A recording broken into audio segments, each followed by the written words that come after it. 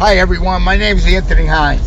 For the last 40 plus years, I've tried to help people with their career and tried to help people in their job search. Today we're going to talk about what you do when you've been interviewing for a job and you come in second. What that means is you don't get the position. We've all had it happen, people. We've all had it happen. It's horrible. You go through 4, 5, 6 interviews, and then you don't get it. It's tough. It's not easy. Let me just validate that feeling, first of all. Okay? But second of all, let me explain. Throughout the entire process of the interviewing, you want to make people understand, whoever interviews you, that you've always wanted to work for that company. That company is a dream company. It's a company that's on your short list. It's a company that you've always felt that you always wanted to work for, okay?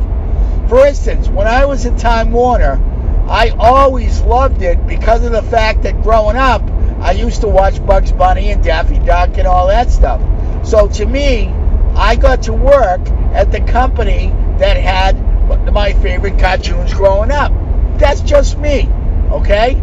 But my point is, I always felt privileged all through my time at Time Warner that I was working for that company. And I've tried to have that feeling, all my other jobs for different reasons as well. But the fact is, I want you to understand that you want to let that out in your interviews, that it's a company that you really want to work for. So then, let's assume you don't get the job, right? We're saying this, right? If they've noticed all the way through that you were, that you really wanted the job, you really wanted to work for that company, that's going to be in their notes, right? And they're going to know that. Well, here's the deal. When you send your thank yous and when you do your final conversations, you always want people to understand that working for this company is a dream come true to you. Okay? People love passion. So just because you don't get that job, you want to make it clear that working for this company is important to you. Because then they're going to keep you on their short list if they get more jobs or when they get more jobs. Because my point is, companies that hire don't just hire one person. They're usually hiring for a lot of different jobs. And if you brought out your transferable skills, and if you brought out your diverse skill set, they may want you for a different job, okay? They may call you back, and they may say, hey, we got this job in this area. Would you like to interview for this? If you impress them, they're not going to want to let the fish off the hook. They're not going to want to let you go. So my point is, you want to reinforce that if you go to the finals, don't get the job, you want to reinforce how much you still want to work for the company. Okay? And then you want to make sure you ask them, can you apply for other jobs? Or once you're in the system, is that good enough? Because the fact of the matter is, different companies handle that differently. But you want to leave them with a taste in their mouth, that you really want to work for them. You want to make the impression. Show the diverse skill sets. Show your transferable skills.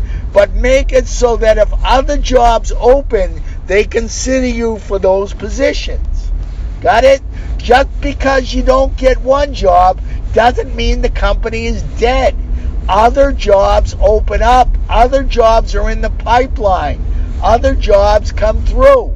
And you may have impressed one of the people you interviewed with a lot. And they may want you on your team. And they may have fought at the end to get you to be hired. But they lost. Guess what? If you're that good and if you've impressed them, they may consider you for the next position. All right, which may happen within a few weeks, may happen within a few days, may happen within a month. Guess what? While you're looking for other jobs, you're still in the pipeline there. It's it's a process you don't have to work because you've already been through it. So don't look at the process as a dead end or an end of the position, or like, oh, well, I went through that, I didn't get it. Yeah, you didn't get that one position, but there might be 5 other jobs that they're considering you for. So you got to make it clear throughout the process that you're interested in working for the company, that the job is important, but you want to work for the company because the company is what really you have passion for. You want to make sure of that. Number 2, you handwrite your thank yous. You send one to every person who interviewed you, including the HR generalist who interviewed you up front, because nobody gets mail anymore, right? So they're going to keep that and they're going to cherish that, because you know what? People don't get mail. So the point is, you're going to have the advantage because you send a handwritten thank you. And in that thank you, you reinforce that you really want to work for the company. Okay? You're doing that in all your communications. Then I want you to go out to LinkedIn, link to every person who interviewed you. Make sure that you have job alerts for that company so that you know when other positions are available. And when they link back with you, sure, just say to them, there's no hurt in saying in an email, gee, I just saw this other job for your company. I've applied already. Please consider me. Why not? But it's up to you to close that process properly and not get all like a baby and get upset that you weren't hired and get mad. Close it properly so you're still open for the future jobs and the future positions. Link to them. Send the thank yous. Make sure that they know that you want to work for that company and that company matters to you. And make sure they're clear on that. Again, remember, one of the people may have really been impressed by you and they may want you. But you don't know that if you let the job and the company float away without proper closure. Close it with passion. Close it so that they know you want it. And then that works for itself as you're working other positions. Okay?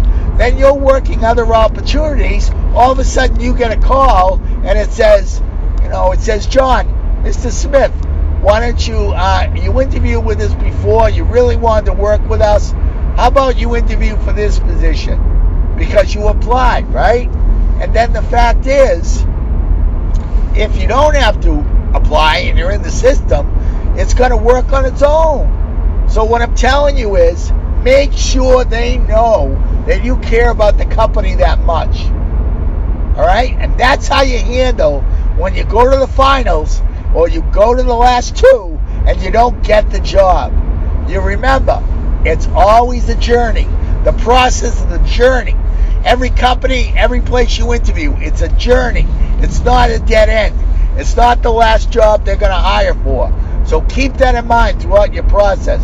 Link to them, send thank yous, make sure they know that you care a lot about the company. And then if you know anybody who's in the company, keep them posted and tell them you went to the finals, it didn't work out, but you're still interested. Now they're going to work for you, okay? And they're going to work for you. Why? Because they're going to get a referral bonus when you get hired. So you are agreeing to them, people. Got it? So going to the finals and losing is not totally bad. It means that somebody or a group of people were impressed by you.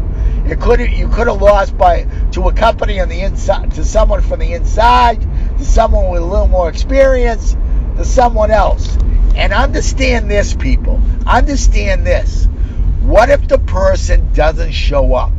What if the person doesn't work out? If you go and you've left them with a great impression, they're going to call you. Okay? Because the fact of the matter is, they are going to say, you know what? We've reconsidered. But you don't care why they reconsider. But if the person doesn't work out or doesn't show up, which happens on their first day, right? Or the person leaves after a week or something, they're going to call you. So you want to leave it so that everything is great with them. Not good, great. And they're impressed by your passion and impressed that you care. Because they may be calling you for different reasons. So, going to the finals and losing is not a dead end. It's just a little bit of a curve. So work it and go from there. My name's Anthony Hines. You come and get my article on my LinkedIn profile and check out all my podcasts on podbean.com. I hope to help you. I hope this has helped you. Have a great day, everyone.